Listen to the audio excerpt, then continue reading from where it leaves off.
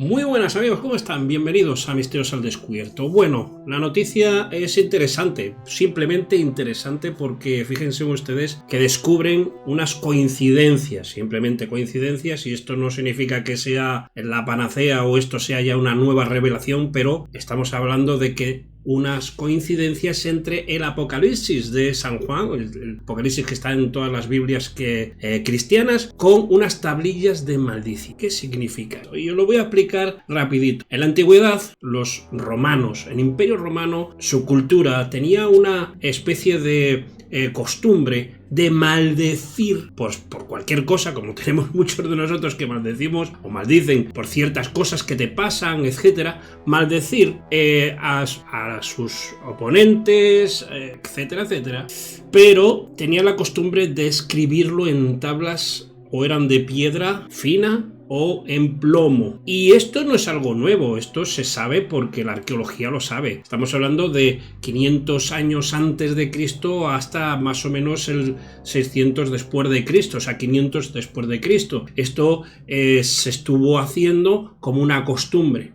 Lo que pasa es que hay una universidad en Alemania, una universidad que llevan estudiando estas cosas y han encontrado unas similitudes en las maldiciones que se pronuncian en el libro de Apocalipsis con esas clases de maldición. Claro, yo lo he hablado alguna vez en este canal y es, cuando estudiábamos Apocalipsis, es que el contexto histórico del libro de Apocalipsis es finales del siglo I, principios del siglo II, y el contexto histórico nos está hablando de una persecución sobre los cristianos. Y no solamente eso, sino que se menciona muchísimo la palabra mártir. En este caso, los que derramaron la sangre de los santos, las matanzas, las persecuciones. Hasta el número 666, no el 666, esto lo he dicho muchas veces, el 666 dentro de la gematría hebrea o dentro de, bueno, dicen algunos gematría hebrea, pero hay que darse cuenta de que el Apocalipsis se escribió en griego. Pero bueno, vamos a dejarlo ahí. Dice que, el mismo texto dice que es número de hombre. Y fíjense que el valor numérico de 666 menciona al emperador Nerón, el emperador Nerón. Así que yo no le daría poca validez a esta investigación. Posiblemente es el lenguaje en el que esas 7 iglesias en el que va dirigido Apocalipsis, 7 iglesias que estaban en Asia, no estamos hablando de iglesia de Jerusalén o los que estaban reunidos en Jerusalén en el primer siglo, no estamos hablando de 7 iglesias que estaban en Asia, pues podían entender el lenguaje de las maldiciones. Yo ahí puedo decir que le puedo dar esa pequeña validez al género de lenguaje que se le está dando al libro. Nosotros hoy lo entendemos de otra manera, pero los que pudieron leer ese libro de Apocalipsis en el siglo, principios del siglo I, mitad del siglo I y así hasta ya llegando al siglo IV más o menos, yo me imagino que podían entender lo que significaba eso, estar escrito las maldiciones, estar escritas una serie de frases como maldiciones.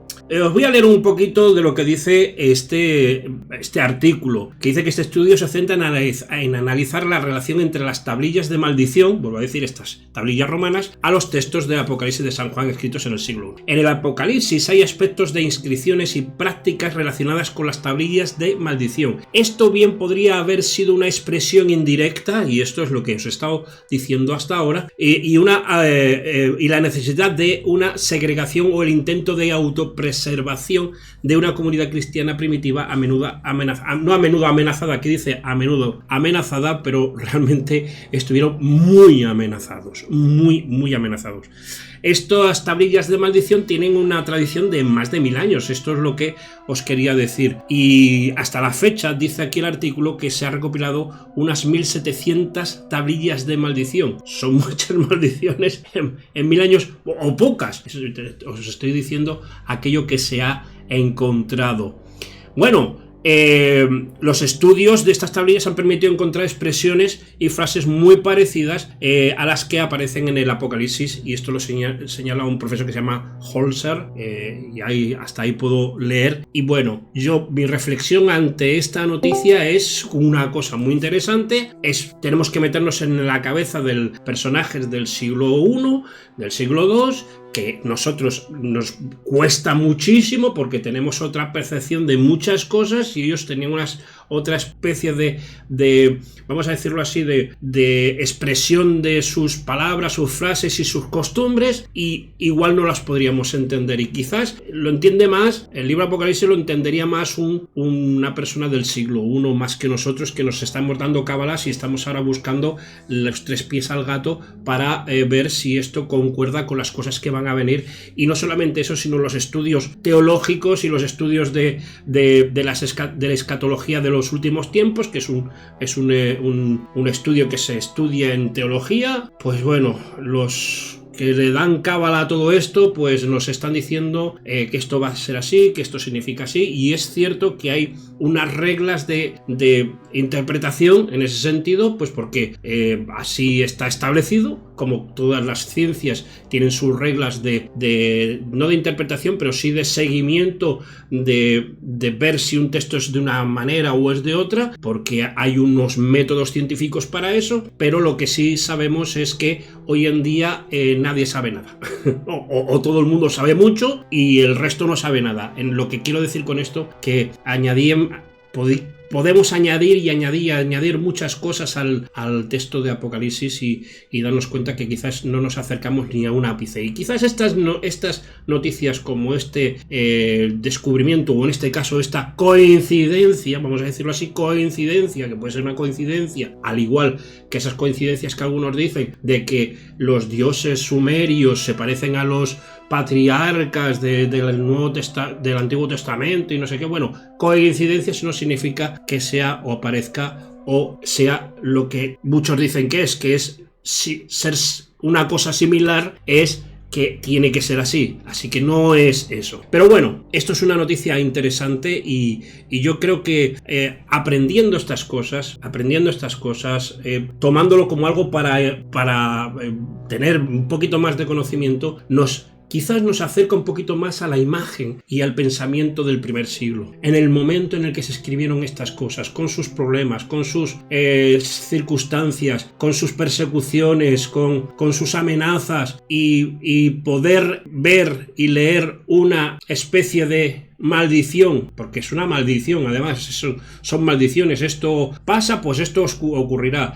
Esto pasa, esto os ocurrirá. Son maldiciones, no son bendiciones, son maldiciones. Son cosas que pueden ocurrir. Algunos lo toman como profecía o como palabra de Dios, y yo, bueno, pues ahí no me voy a meter en este momento, aunque yo personalmente pienso que todo está aquí no por casualidad. O sea, hay un plan perfecto para que esto llegue hasta nuestros días. Pero bueno, creo que es interesante todo lo que estamos viendo, todo lo que se está descubriendo sobre el texto bíblico, que por cierto os traeré más noticias sobre descubrimientos que ha habido en el Vaticano con el método del palimpsesto. No sé si os acordáis esta palabra palimpsesto, que es un palimpsesto, pues lo expliqué en un vídeo, igual os lo pongo por ahí para que vayáis a él. Este método de sobreescritura que usaban muchísimo en la Edad Media, y que se han descubierto cosas muy, muy interesantes. Incluso hasta un texto de un salmo en una piedra gigante en una abadía. Así que